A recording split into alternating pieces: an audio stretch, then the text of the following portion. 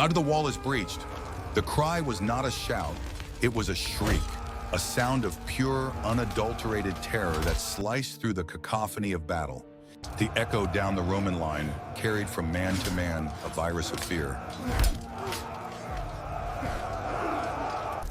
Gallic warriors, their bodies painted in terrifying whirls of blue, their long hair matted with sweat and exertion, pour in through the gap. Or they come not as a line, but as a flood, a howling, screaming mass of vengeful humanity. In Alesia, their painted shields are a chaotic wave of color and iron, a stark contrast to the uniform scarlet of the Roman scutum. So it is like a rope snapping, fraying in a dozen places at once before giving way. Centurions, the backbone of the legion, are falling, targeted by the Gallic chieftains, their helmet crests making them obvious targets. Sapiroi, their disciplined cohorts, the building blocks of the Roman army, are fragmenting into desperate, swirling pockets of individuals. While men are fighting back to back, no longer a line, just small, terrified groups. Caesar, high on his horse from a small, purpose-built command post, sees the breach. He sees the Gallic standard plant itself inside his fortifications. Oh, wait, he is trapped between two armies, the one he is besieging in Alesia and the one that is besieging him. His legion's annihilation is not a distant possibility. It is now moments away. He can see the breach widening, the Gallic tide pouring in faster. I agree. But this impossible situation, this perfect tactical nightmare orchestrated by his brilliant opponent, was part of a desperate gamble. It was a tactical trap he, the besieged, had set for his own besiegers, a trap that was now closing on him. Susher, this is the story of that gamble, and the engineering marvel that decided the fate of Gaul. Wickard, this story does not begin in the mud and the crimson spray of this final desperate day. It begins years before, in the heat and driving ambition of a different summer. It is July of the year 58 BC. Gaius Julius Caesar, proconsul of Illyricum in Cisalpine Gaul, leverages a tribal migration as a casus belli. He begins the conquest of Transalpine Gaul.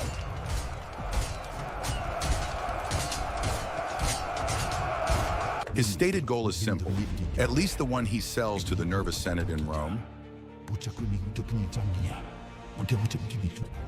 He aims to put an end to what had been a persistent, centuries-old threat to the Romans. The Gallic tribes, volatile, proud, and dangerously strong, had sacked Rome itself in 390 BC. The fear of the Gallic tumult was a primal fear etched into the Roman psyche. Caesar would end that fear, and in doing so, win for himself glory, wealth, and a fiercely loyal army. After 2 grueling campaigns, his success is staggering, almost mythical. His legions, a machine of iron discipline and terrifying efficiency, have marched from the forests of the Rhine to the shores of the Atlantic. He has bridged the Rhine to punish the Germans.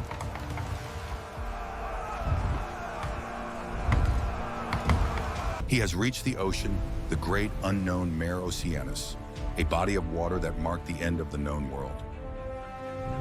This achievement alone is enough to satisfy him, or so he claims in his carefully crafted dispatches. He considers his mission accomplished.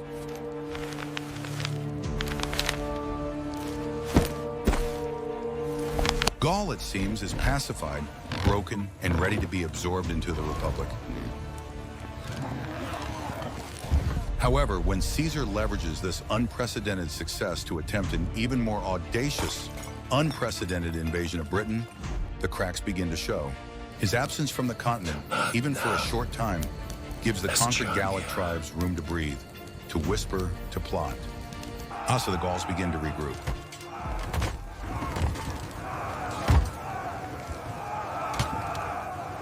Nashawui, They are a people who value freedom above all, and they have found Roman rule, with its taxes and demands, to be a heavy, suffocating burden.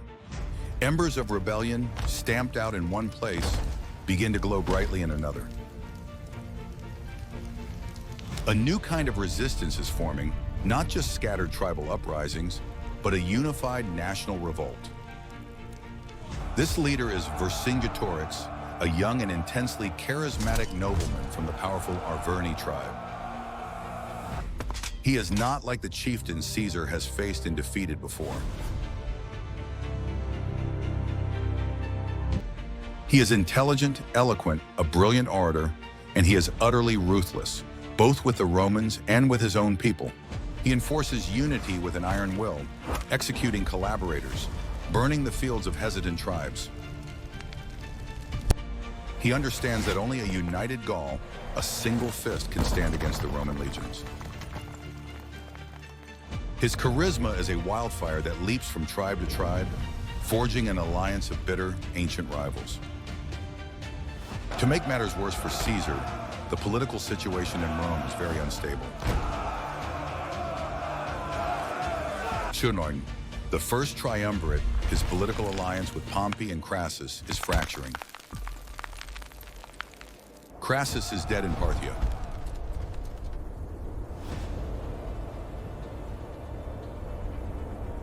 Pompey is drifting back to the conservative Senate, growing jealous of Caesar's success.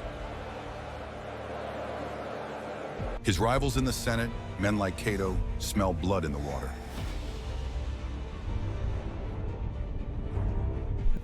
They block his every request.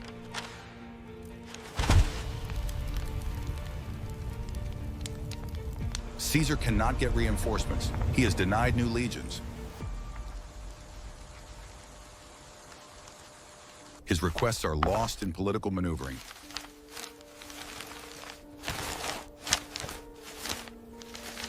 He is on his own, cut off, deep in hostile territory that is now exploding in open war. He sets out to end the rebellion single-handedly, knowing that failure here will mean his political and literal death. Passionate, there is no going back. Vercingetorix, for his part, is a student of his enemy. He analyzes the situation with a cold, keen, strategic mind. He has learned from Roman tactics, from Roman victories and Gallic defeats. He understands the Roman system. He realizes that despite having a larger army, a sea of warriors drawn from every corner of Gaul, the Romans surpass him in critical, decisive areas. They surpass him in technology, from their complex siege engines to their superior personal armor and weapons. They surpass him in discipline, that terrifying Roman ability to hold a line, to build a fortified camp every single night, and to obey commands instantly under extreme duress. His strategy, therefore, will be one of attrition, of scorched earth, and of one final perfect trap. He sends emissaries, his fastest riders, to all the chieftains of all the tribes of Gaul. He calls not just for warriors, but for a massive, final, existential muster. And while this great host gathers, he will set his trap.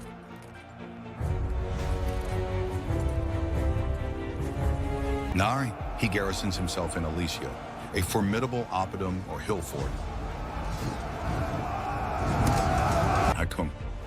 It is a chieftain's city perched high on a massive plateau with steep, unassailable slopes on every side, protected by rivers.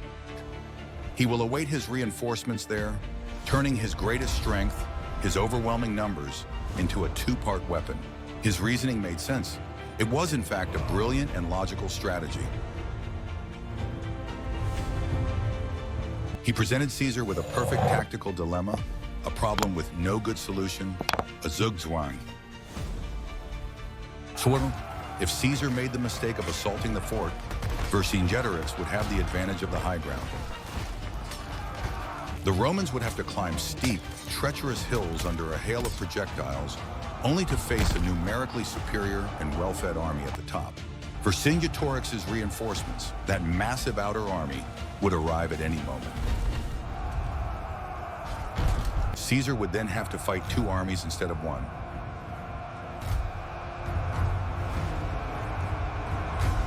His legions, busy maintaining the siege, would be crushed between the hammer of the relief force and the anvil of Vercingetorix's army, sallying from the fort. He would be sandwiched, surrounded, and utterly annihilated.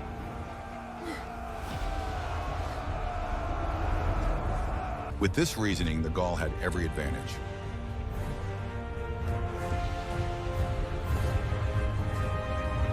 He was in an excellent, almost impregnable defensive position.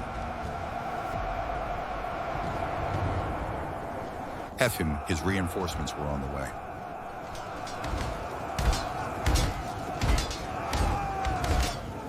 He did not know precisely how many would come or exactly when they would arrive, but he knew they were coming. The moment his men were well fed, the granaries of Alesia bulging with supplies. But they seemed intimidated by the Roman infantry.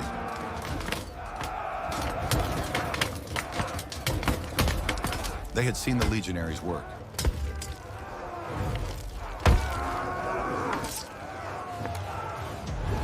They had seen the methodical way they built, marched, and fought.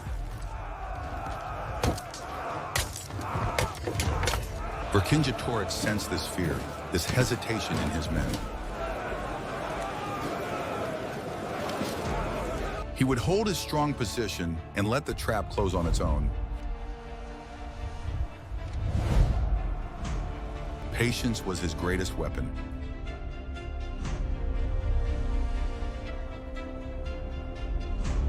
Caesar, for his part, arrived at Alesia and saw the situation immediately. He quickly got to work on the siege.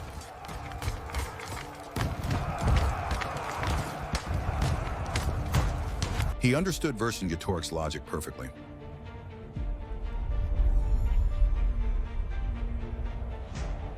He knew he was in a desperate corner.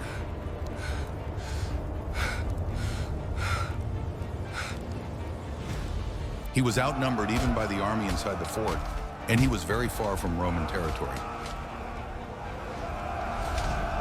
His supply lines were not just limited, they were nearly non-existent. He was living off the land, and the land was hostile, picked clean by Vercingetorix's scorched earth policy. Furthermore, being in enemy territory, that massive Gallic relief army could appear at any moment. It could emerge from the forest to the west or the hills to the south. Every dawn could be the one that revealed a new army on the horizon. Caesar was putting himself in a terribly vulnerable position.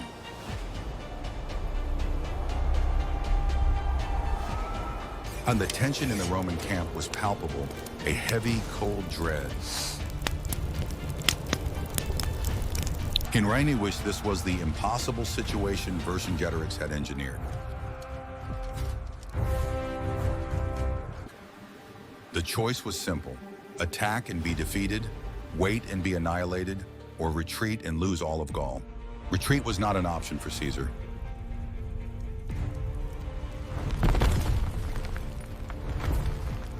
It would mean the end of his career, his honor, and perhaps his life. Realizing the dire situation he found himself in, he used his ingenuity. He conceived of a plan so audacious, so logistically monumental, that no one, least of all Vercingetorix, could have anticipated it. He would not choose any of the three options.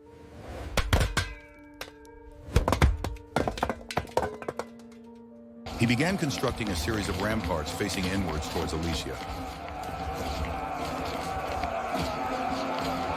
This was the circumvallation. The order was given, and the legionaries set to work.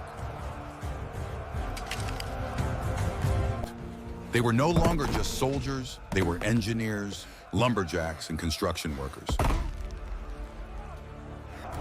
These ramparts ran for 18 kilometers around the fort in the hill.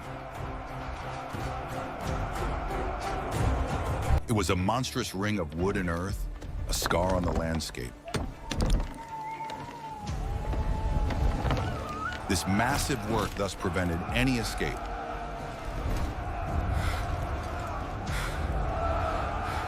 Furthermore, these ramparts were not simple palisades.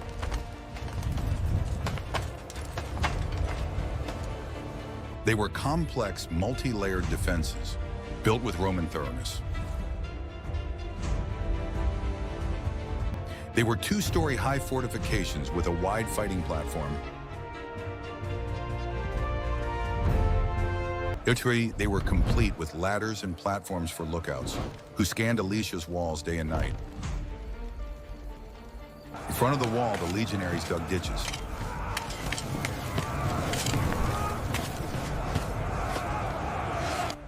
They planted sharpened stakes in hidden pits, known as lilies.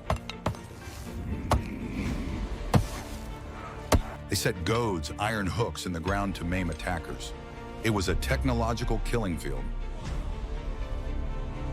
In fact, entire sections of the surrounding forest had been cleared in order to build them. The sound of 10,000 axes ringing in the valley was a constant, unnerving reminder to Vercingetorix of Roman industry. Vercingetorix watched from Alesia, his confidence surely turning to dread. He had trapped Caesar, only to watch Caesar build a cage around him. He did just barely in a desperate nighttime sally.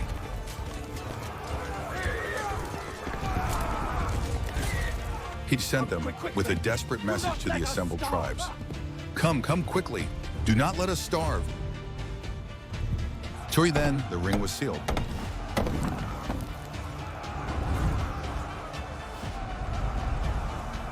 To everyone's astonishment, he built another set of ramparts.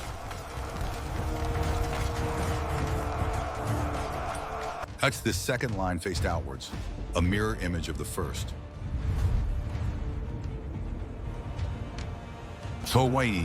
This was the contravallation. He built this second fortress in a matter of a few weeks. It was even longer than the first, protecting his own army from the relief force he knew was coming. This outer wall was just as complex, just as deadly as the inner one. Vercingetorix had put him in an impossible situation with 3 losing options. However, Caesar created a 4th option. He built his own fort. He had become the besieger and the besieged all at once. He had just stolen the tactical advantage from Vercingetorix. The logic of the trap was now inverted.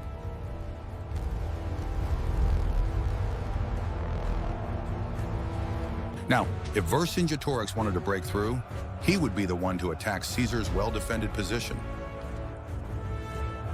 And if the relief army wanted to save him, they would have to assault a fortified Roman camp. They were now an island of fortifications, waiting for the storm. Finally, Vercingetorix's reinforcements arrived.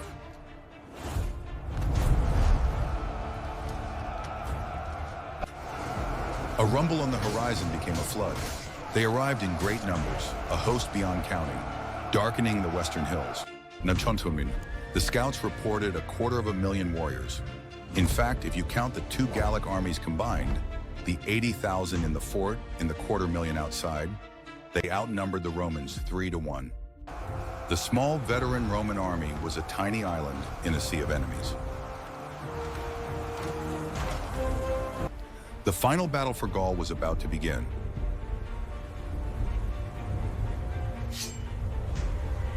On the first day, the Gallic relief army advanced.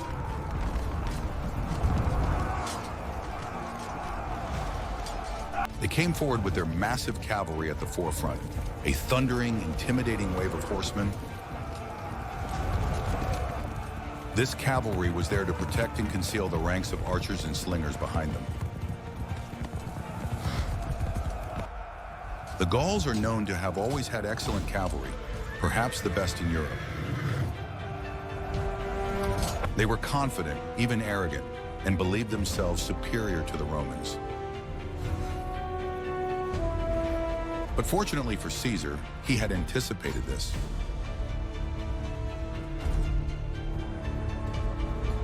He had been recruiting cavalry in the region for many years, not from Gaul, but from Germania. He had an excellent elite cavalry that he had recruited in Germania.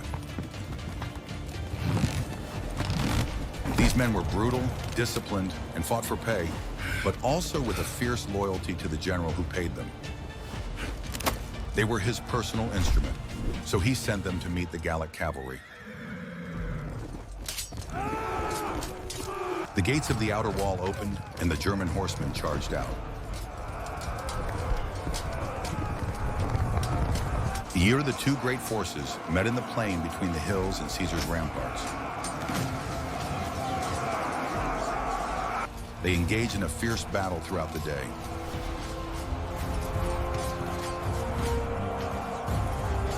It was a swirling, chaotic melee of men and horses.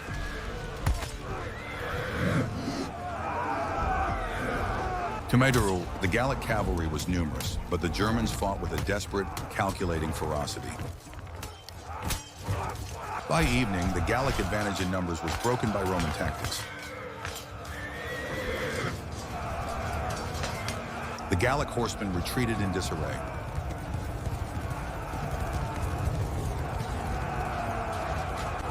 Online, the Germans pursued, but Caesar recalled them.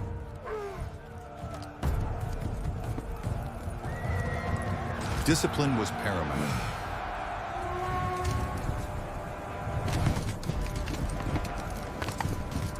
The first day belonged to Rome.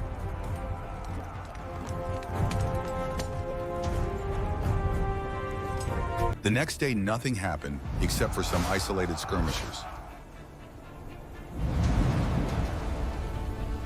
The silence was, perhaps, more terrifying than the battle.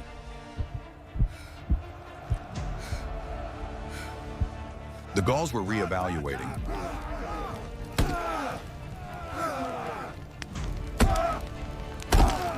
Their cavalry, their pride, had been defeated.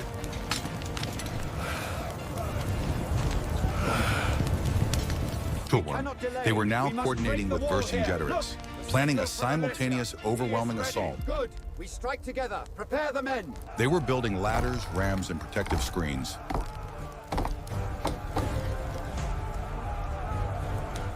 Caesar's men stood on the walls, watching, waiting.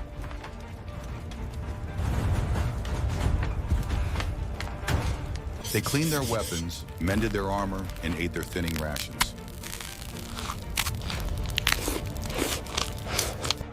But it was on the third day that the Gauls planned an all-out assault. This was it. There would be no more probes.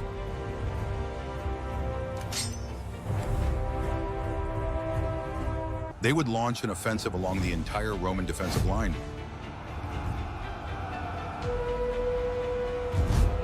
At a signal, a great roar went up from the hills and from the fort of Alesia. The assault began. The onslaught was led by Vercingetorix's cousin, Cassivellaunus.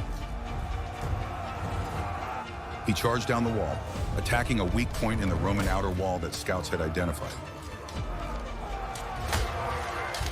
It was a section on a steep slope, harder to defend, harder to reinforce. One the small Roman army was stretched thin. This was the moment the Gauls had planned for. His men were spread out along kilometers of fortification, facing attacks from both sides. Nearer, they were trying to defend the entire wall at once.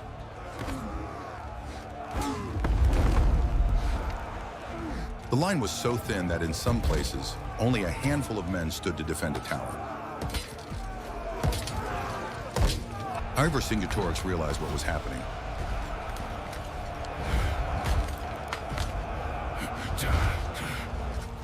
He saw the main Gallic assault beginning to succeed on the outer wall. He saw the Roman reserves, pitifully small, being drawn away. He threw every man he had at one point of the thin Roman inner line. The 80,000 men in Alesia, desperate and starved, surged down the hill. They were trying to break through to link up with their saviors.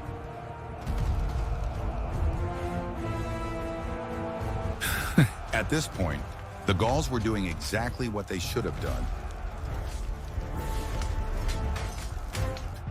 They were spreading out the Romans to magnify their numerical disadvantage.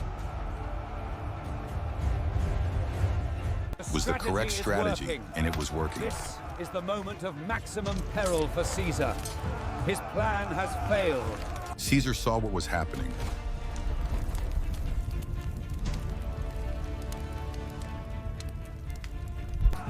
He rode his horse along the narrow path between the two walls, a figure of calm in a hurricane of chaos. He saw the inner line sagging under Vercingetorix's assault. He saw the outer line buckling under the cousin's attack.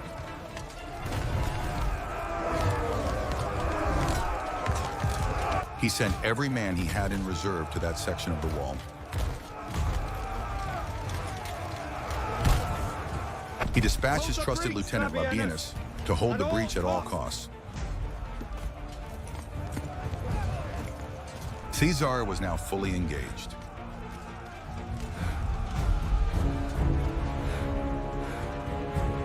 Honey, he had no more reserves.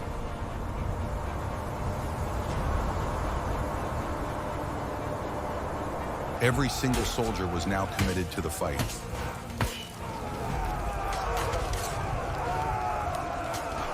Vercingetorix's assault was frustrated.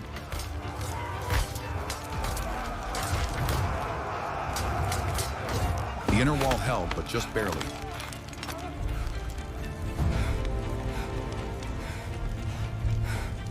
The besieged Gauls then changed their tactics. Spread out! Assault the entire wall, now! They began attacking the entire length of the inner wall, forcing Caesar's men to spread out even more.